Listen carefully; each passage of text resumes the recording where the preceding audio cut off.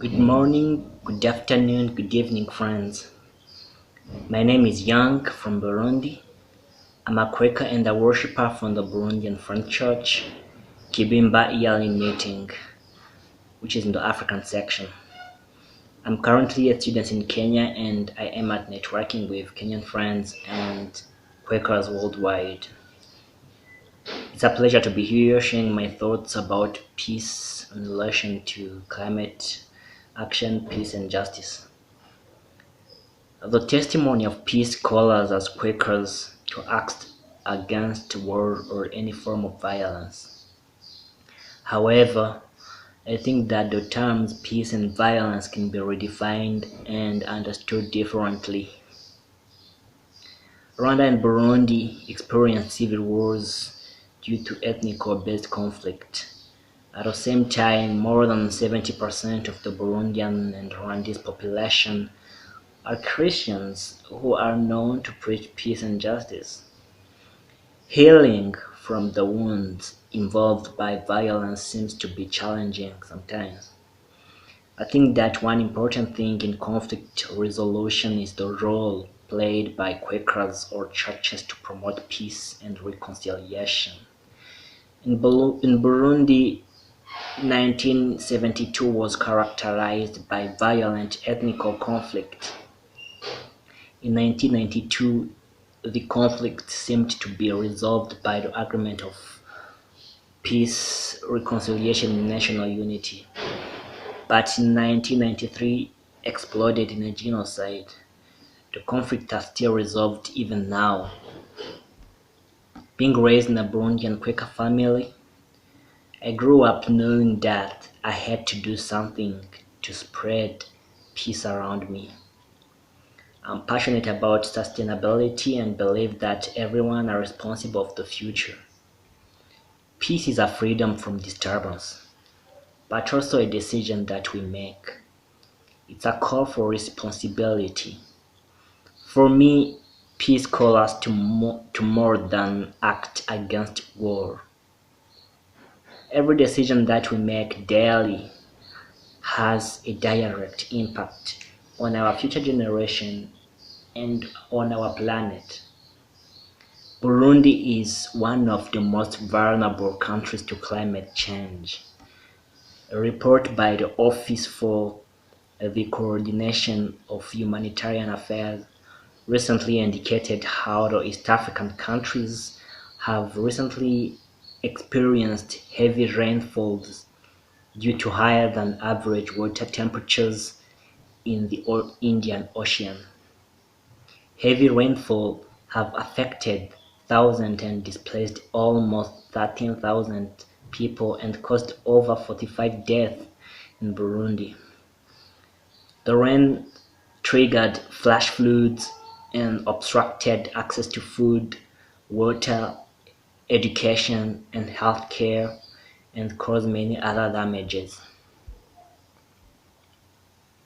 The concept of realizing my passions and ambition isn't bad, but humanity is about forming a fair society where shared interests are promoted whereas conflicting interests are resolved.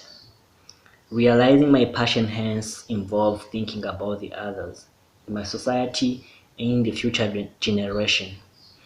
Ignoring this may cost lives or repetitive conflicts as experienced by Burundian fellow through the civil wars and and the climate impact. Justice in Burundi took initially an apparent form of revenge, which I think was due to the fact that people were not committed to change. They had not decided yet to live peacefully. For me, justice is the effort to move forward and accept to live peacefully, to accept each other despite our differences.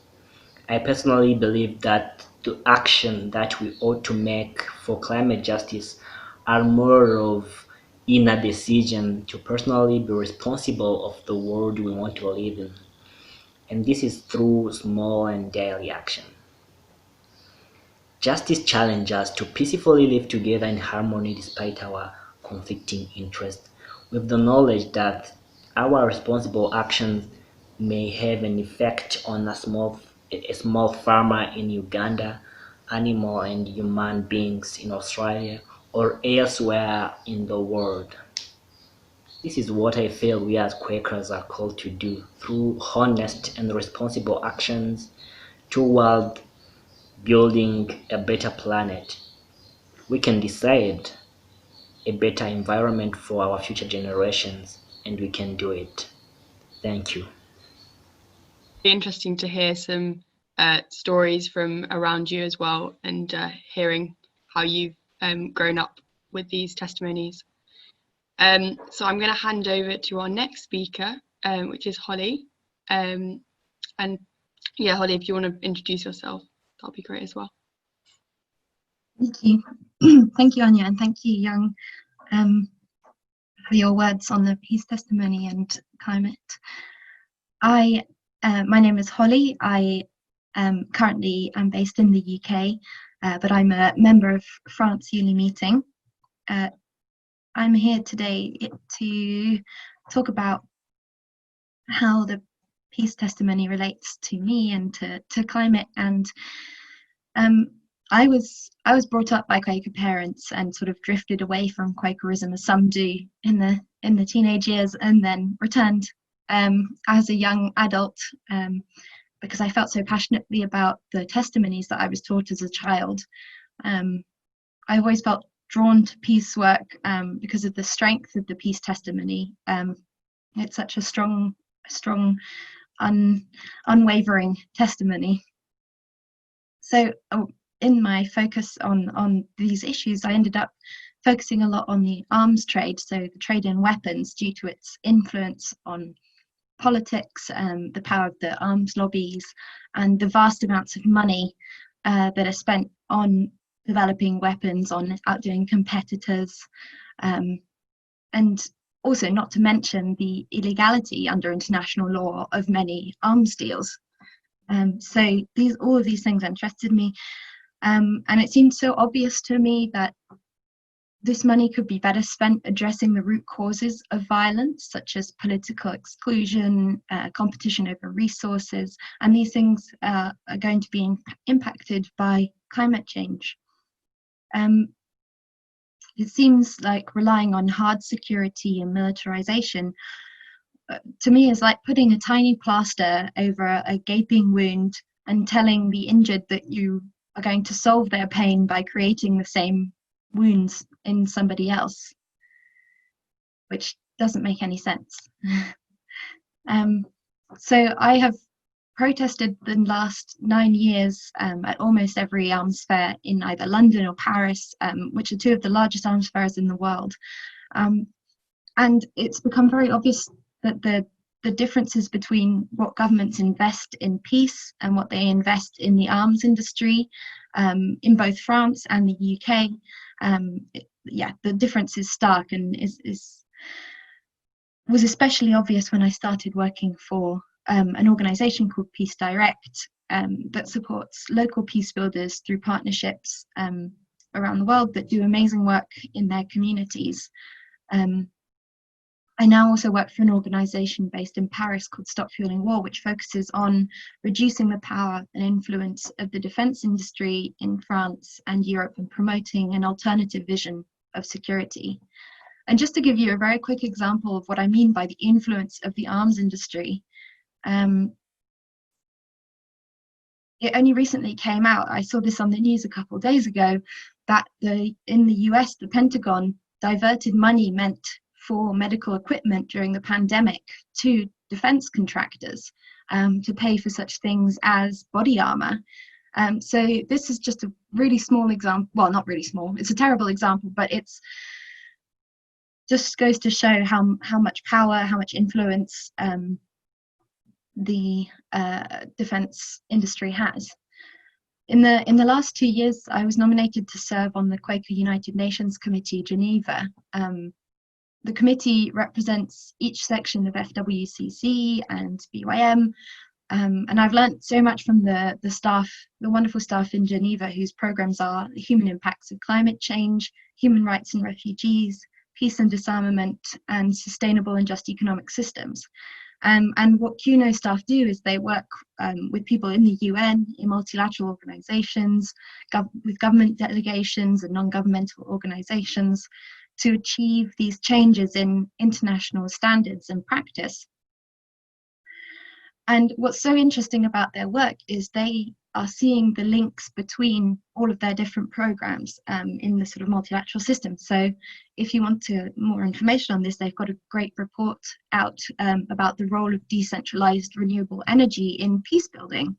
So, and also, for example, climate justice and the use of human rights law in reducing greenhouse gas emissions.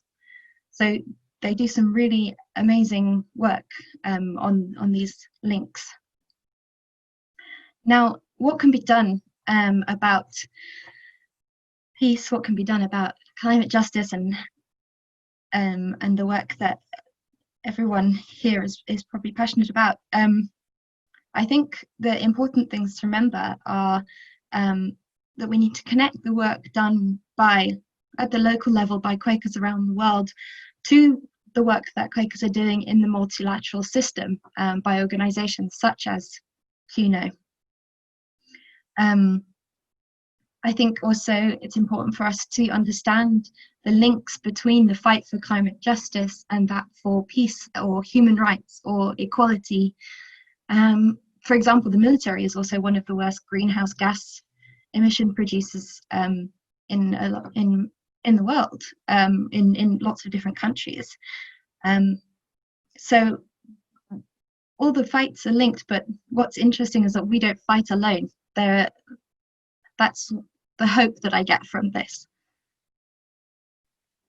I think one thing that needs to happen as well is pushing for more transparency in your country, in every country around the world, on arms sales, so weapon sales, and for a rethinking of what security means. So far, security strategy has been decided in most places by a small and exclusive group of people, and is greatly covered in secrecy. We can't know anything about it. So diverting and reinvesting the amount that's spent on the military and defense industries each year, would go a long way to solving world hunger, would go a long way to helping us change to renewable energy sources. So I really like the definition of security given by the group Rethinking Security in the UK, and I'll finish on this. Security is a form of freedom. Rather than defining security as the absence of risk, it should be understood as a shared freedom from fear and deprivation, and the freedom to live well. Security is a common right. It depends on peace. It depends on solidarity between people rather than dominance over them. Security takes time. There are no quick fixes for insecurity. It takes patience and cooperation to build the conditions in which security can develop. It cannot be forced into being. Security is a shared responsibility. It is democratic by nature and cannot be left to a small group of people or powerful states. And I think a lot of this could also be applied to our rights and freedom to live in an environment that is protected and safe. And so these links again between peace and justice and climate, they're all connected and they're all upheld by systems of government that are unjust. Thank you, Holly. That was really interesting to hear, and especially you talking about how we can link local work into a national scale, and I really love that definition as well. Thank you.